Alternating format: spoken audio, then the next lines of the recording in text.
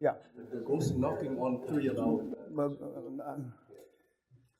Well, in the old days, when we were first doing the renovation, there's 2 or 3 rooms that, the guy would be late for breakfast, and they swore that there was like they have a commercial on television in America. If you've got, is it not OCD, when you can't breathe, your lungs, and they show an elephant sitting on you. Yep. Yeah, well, a couple of the guys couldn't get out of their bed because they felt like somebody was sitting on them.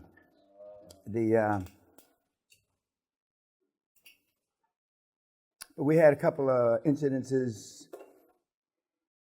a couple of years ago where, you know how in the dining room, the big table, then the little table. In the left-hand corner of the little table, the guy that was sitting there, all of a sudden his head, now I wasn't looking at it, I was looking over here, I only saw the results. His head snapped back like this, and his tongue came out of his mouth, and his eyes rolled back in his head, and he started speaking in tongues. Tongues is a language that's like 50,000 years ago or some shit. And the guy that was sitting directly across from him tried to reach over to help him, and he was thrown back up against the wall, his chair, up against the wall. So then, by this time I'm looking, because I see the commotion over there. And and so I just kept eating, But we've had, when I first moved here, we closed on, I moved in September 1, 84. And so then we started renovation right away. And because I wanted to get ready for my 40th birthday, which was the next August. And and I slept in the newer part of the castle. And I'm not afraid of anything. I'm a pretty tough guy, but at least 10 nights I hear these noises, and I just pull the sheets up over me, and I curled up in the fetal position and just stayed in bed. And because I don't know what, it's not like chains, but I don't know, but it's some funny noise. And the kids swear when they were growing up little that they saw a lot of stuff. Kids are more open to it. Maybe it's just power of suggestion. I don't know what it is. But we've had some incidences. I think I told somebody here. We've had carpenters and plumbers leave their tools and never come back. And a carpenter, the shit he wears on his hand. That's his life, right? They never come back. They don't call. They don't, they never come back. So, but now we've got the last few years we have a new ghost, or actually maybe ghosts.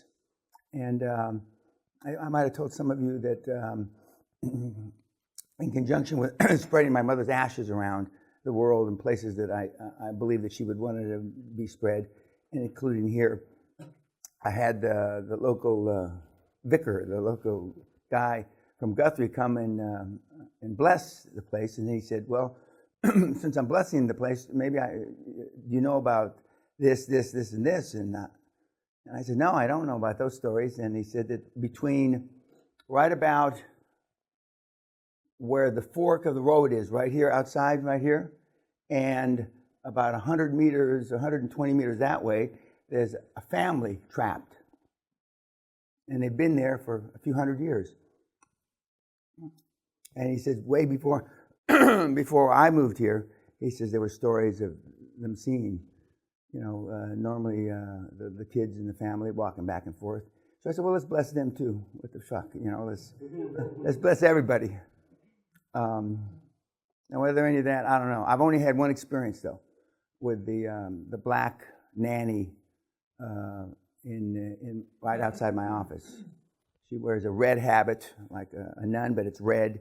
She has a black key thing around her waist, and I saw something out of the left side of corner of my eye floating, I don't know if that's the right word, up the staircase outside my office.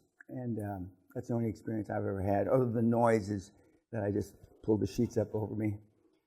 But some of the other people have seen things and been pushed, and I bought a suit of armor 20 years ago, at Sotheby's, and it got here, and I mean, the furniture got turned over, and paintings got knocked off walls, and so we called Sotheby's, and what they left out in the brochure is that it's allegedly haunted, allegedly.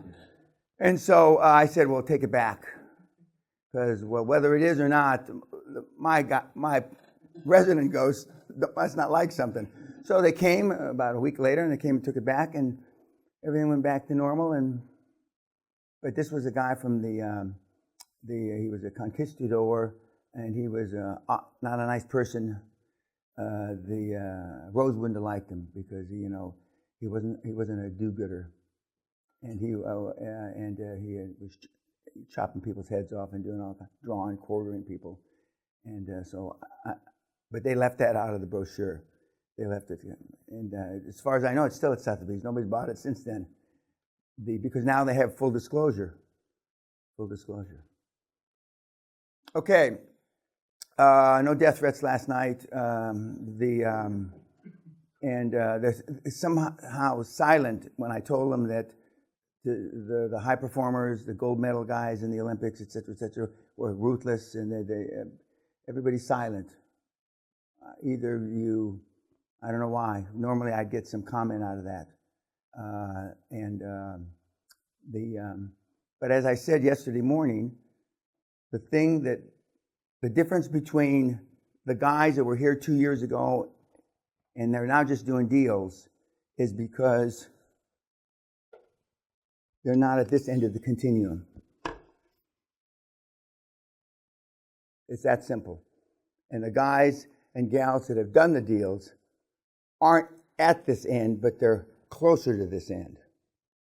Let's just say, for example, Jesus is at the other end. Or I don't know if he is or not. But anyway, somebody like that. You know what I mean? I say Martin Luther King, but I know more about Martin Luther King than most people, so I'm not going to use him. Okay? But somebody down at that, okay?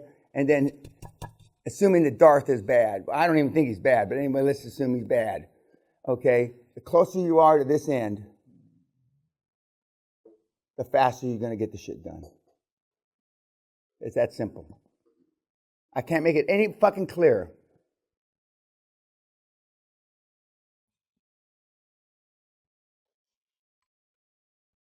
And you can look to see if you look like this guy that I'm choking. He's white, Omar, so. Okay. Any questions on anything that we've covered so far? Tonight we have turkey. It's Christmas Eve. The only reason I know that is I heard it on the news.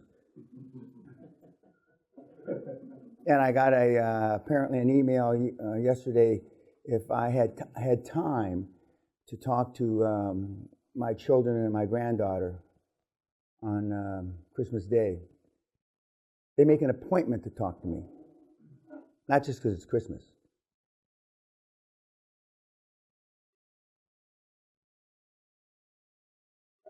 You might learn something from that. You know, success leaves clues.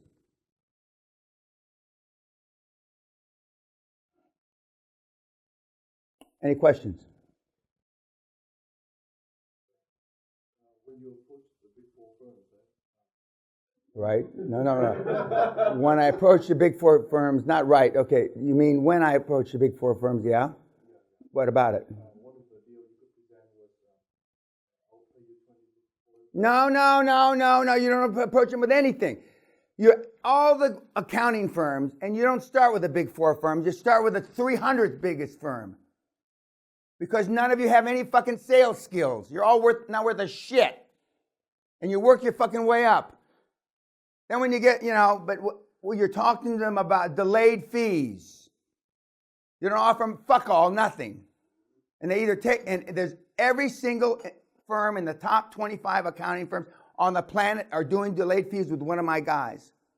Every single fucking firm. So when they tell you they're not, that's a lie. They don't like you, Omar. They don't like you. Well, I know they don't like you. I mean, they don't like, it's because of you.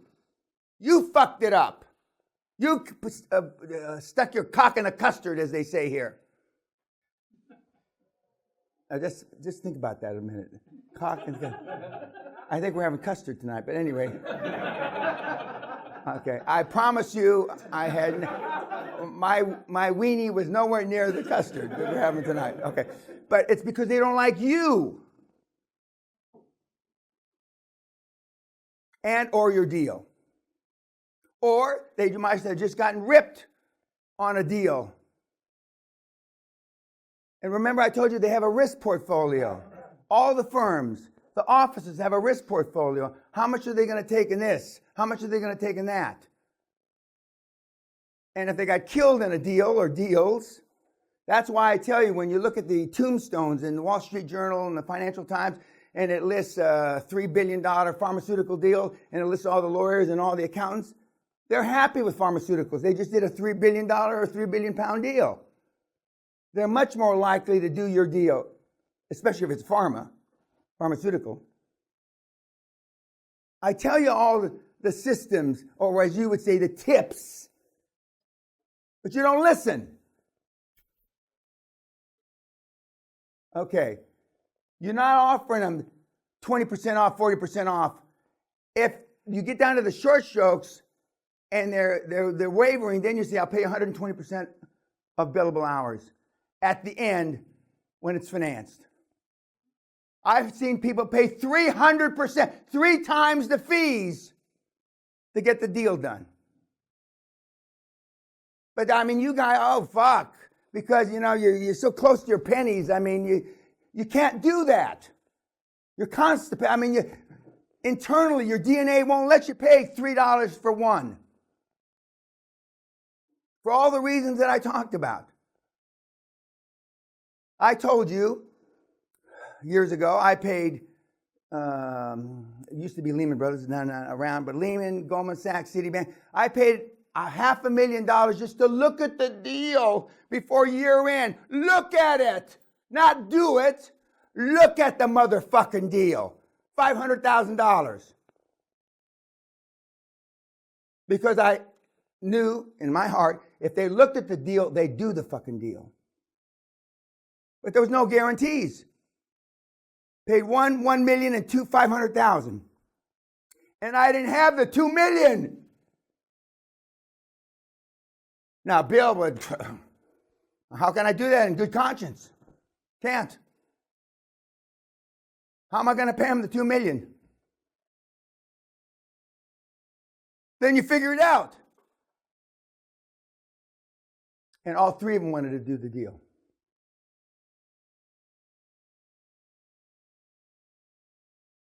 And they still pay big firms at the end of the year. Right now, if you brought a deal to Goldman Sachs right now, Christmas Eve, I don't know what you'd have to pay.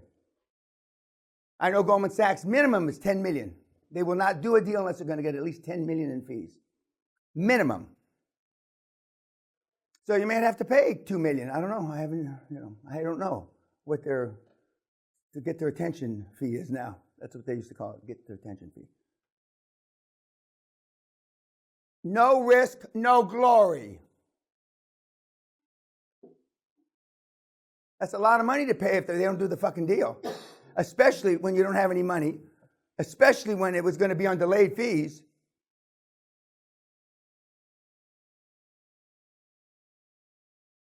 And Smith of Federal Express and all these guys have done the same thing. Every single one of them. When you go back to how they got started. I didn't go to Vegas and put all my money on black to pay the payroll. I thought about it, but I didn't do that, like allegedly Fred Smith did. Now, what if they would have turned up red? Omar. What? But it didn't, as they say here. You can translate that later. It didn't. And everybody's got a similar story. So you couple that with they're ruthless. Now, some people would define that as being ruthless, risking the whole company's future on black or red. To me, that seems irresponsible. Even though I thought about doing it. Is it irresponsible? You know, I'll let you be the judge. Like, guys, no risk, no glory. No risk, no glory. And these guys are tough as fucking nails. Tougher than whatever's tougher than, I don't know, with the modern day, tougher than Bitcoin. How the fuck? I don't know what it is. You know, I don't know what it is now. But they're hard ass. And just like I said yesterday with Marcus Bauer, says, I haven't been beated like this since the head ski guy. I'm the Woody Hayes kind of coach. When he got fired, he was playing, I think, Michigan State. Ohio State was playing Michigan State, and the guy was running down the sideline. He was going to make a touchdown, and he got past all his secondary, all the defenders, and he was going to make a touchdown, and Woody Hayes stepped out and tackled him. The coach got fired. That was the end of his college career, one of the greatest football coaches of all time. That was the end of his career. And then when they asked him, the chancellor of Ohio State, or whatever, allegedly asked him, well, you know, he was trying to figure out a way not to have to fire him. So he was looking for some remorse from Woody, and Woody said, fuck no, I'd do it again. Bobby Knight's another one of those kind of coaches, the great Indiana basketball coach. But there were coaches like, where the hell is Wooden? No, Wooden. The Wizard of Westwood, who I happen to have the privilege of knowing, who didn't do any of that. And arguably the greatest coach of all time, talked like this, very religious guy, wouldn't say shit if it was in his mouth. One guy, and the youth point to him. Well, I know the Wizard of Westwood, he didn't do that. One motherfucker and 7.4 billion people, and you're not the second one. So don't be pattern your life after him, although I did meet him. He said I had a future in public speaking. Thank you, Coach. Thank you. Okay. Goodbye, YouTube.